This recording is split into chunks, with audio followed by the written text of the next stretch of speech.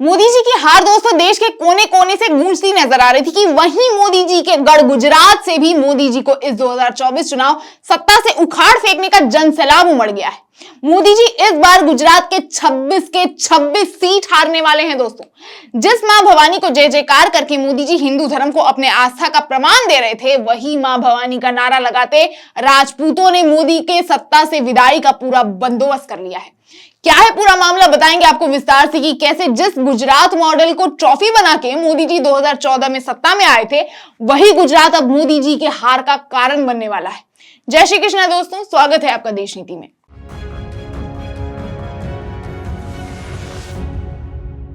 देश नीति केवल सच्ची और पक्की खबरें। राजपूतों की बेटियों की लेन देन का बयान मोदी जी को भारी पड़ने वाला है दोस्तों। जिस नारी शक्ति की बात करके मोदी जी और उनके नेतृत्व वाली बीजेपी पार्टी के नेता जनता को मोह रहे थे, वही बीजेपी नेता राज्यसभा मेंबर और मत्स्य पालन, पशुपालन और डेयरी मंत्री परसोत्तम रुपाला ने बीजेपी का मोह भंग कर दिया। आप कह सकते हैं बीजेपी नेता परसोत्तम रुपाला ने मोदी जी को उन्हीं के गढ़ से निकाल फेंका है। परसोत्तम रुपाला ने बेटियों के लेन देन की बात कर पूरे राजपूत समाज की खिल्ली उड़ा दी है। उसी से भड़की गुजरात के राजपूतों की जनसैलाब अब की बार मोदी को डुबा देगी दोस्तों। अगर विश्वास नहीं होता है तो आप खुद ये वीडियो देखिए। वर्षोथी राजपूत समाज जे काई अनुभवी रह्यो हतो, जे एमनी लागणीओने ठेस पહોંચતી હતી, એ બધું ધીમે ધીમે ભેગું થયું અને આ 23 તારીખે ભૂકંપ જેવો બફાટ થયો। लाखों की भीड़ दोस्तों, आप देखिए, इतनी शायद ही आपने कभी बीजेपी या किसी पार्टी की रैली में देखी होगी। पहले जाट, अब राजपूत। मोदी जी हर जात समुदाय को इकट्ठा कर एक एक समुदाय को अपना दुश्मन बनाए जा रहे हैं, जो कि उनके लिए ही कांटे खड़े करने वाला है। दरअसल 22 मार्च को राजकोट में एक सभा में परसोत्तम रुपाला ने कहा था कि तत्कालीन महाराजाओं ने विदेशी शासकों के साथ साथ अंग्रेजों के उत्पीड़न के सामने घुटने टेक दिए हैं। इन महाराजाओं ने उनके साथ रोटी तोड़ी और बेटियों की शादी भी उनसे ही की। जिसके बाद दोस्तों राजपूत समाज से बात करने खुद भूपेश बघेल पहुंचे। खुद पुरुषोत्तम रुपाला ने माफी मांगी, लेकिन राजपूत की बेटियों के बारे में ऐसे अपशब्द का इस्तेमाल करना उन्हें और मोदी जी को भारी पड़ गया।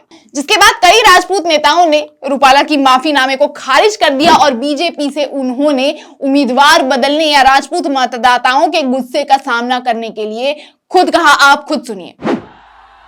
और एक और चीज, बहुत सारे राजपूत बन के भाजपा का काम कर रहे हैं, मतलब कहीं ना कहीं वो रूपाला जी की बात से सहमत है और उनके बाप दादाओं ने बेटियां दी होगी। हमारे बाप दादाओं ने नहीं दी है, हम लड़ रहे हैं। तो जिनके बाप दादाओं ने बेटियां दी है वो करो गुलामी, हमारे बाप दादाओं ने तो बलिदान दिए, हम लड़ेंगे। इसी के साथ जो महिपाल दादा का आदेश होगा उसके साथ चलेंगे और कभी पीठ नहीं बताएंगे।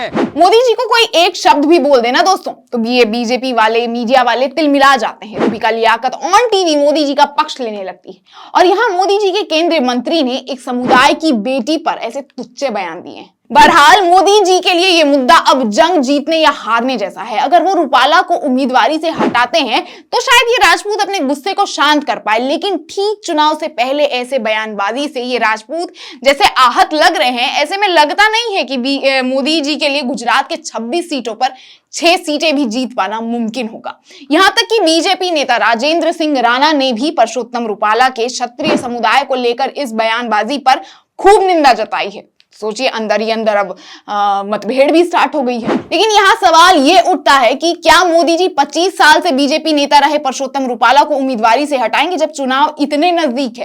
क्या लगता है दोस्तों? मोदी जी की हार की गूंज लद्दाख, साउथ इंडिया के तमाम स्टेट, तमिलनाडु, कर्नाटक, तेलंगाना और भी देश की जगहों से आ ही रही थी कि वहीं अब मोदी जी को उन्हीं के सबसे ताकतवर राज्य गुजरात ने भी अस्वीकार करने का ठान लिया है।